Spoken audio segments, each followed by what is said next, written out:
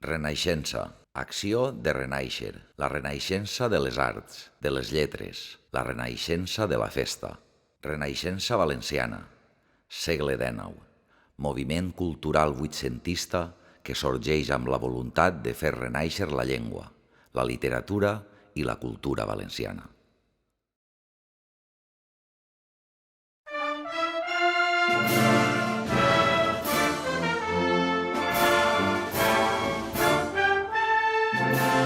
Creu i mitja lluna, l'epopeia de la nostra festa, l'epopeia de les nostres arrels, l'epopeia del nostre destí. Pegolins i pegolines, viviu-la! Festeres i festers, per fi ha arribat l'hora. Feu que vibren de nou tots els carrers del nostre poble, al pas de les marxes i dels pasdobles. Revivim de nou la història. Avant la banda! Avant la música! I avant la festa! La publicació, l'anunci de la festa.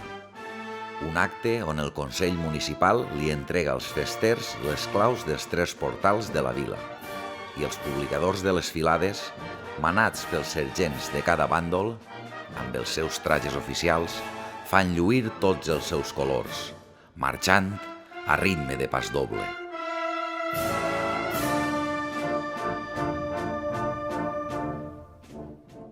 La vespra de la festa, inspirat en la documentació de les festes de 1880, conservada en l'Arxiu Històric Municipal, on diferents comparses desfilaven pels carrers del poble anunciant l'arribada de les festes.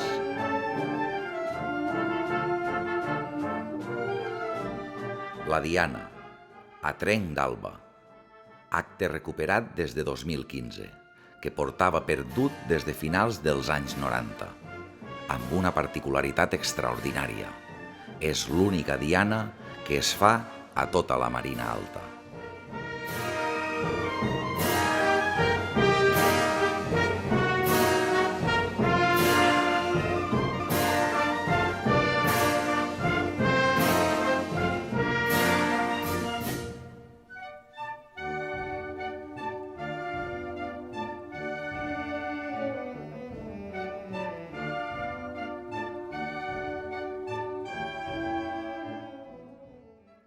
L'ambaixada històrica. Des de 1967, el castell vigila la festa. El bàndol moro entra en primer lloc al Pla de la Font, per ser ells els que tenen el domini del castell. A continuació, entren els cristians i té lloc el Parlament, canviant cada any, que representa les batalles i l'inici del poble de Pego.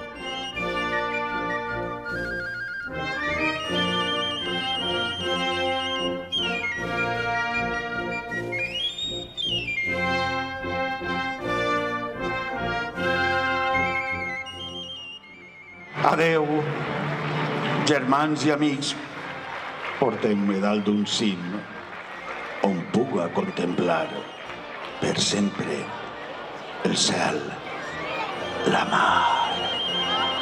Adeu.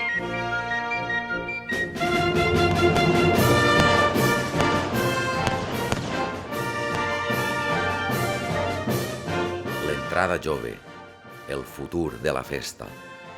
Com a grans protagonistes tanquen la programació festera, amb un format basat en la documentació historicista del segle XIX, amb comparses de pastorets, soldadesca i contrabandistes, i els 4 gegants de la vila, als que se sumen totes les filades d'ambdós bàndols.